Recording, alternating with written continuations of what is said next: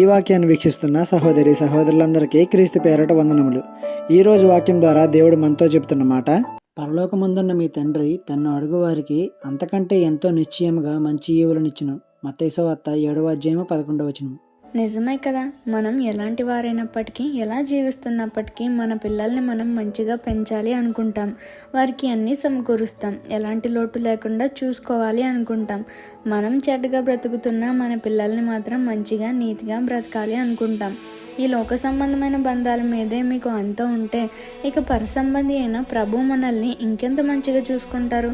ఒకసారి ఆలోచించండి.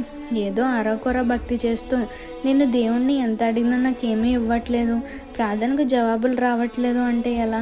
ముందు మనం కరెక్ట్గా భక్తి చేయాలి. ముందు ఆయన నీతిని రాజ్యాన్ని వెతకాలి. దేవుడికి నచ్చిన భక్తి చేయాలి. జనుల ఎదుట ఆయన నామానికి ఘనత తీసుకువచ్చేలా మనం బ్రతుకుండాలి. అప్పుడు అడిగి చూడు, వ్యత్యాసం నీకే తెలుస్తుంది. ఈ చిన్న సువార్త పరిచర్యలో మీ సహోదరులు. God bless you. ఆమేన్.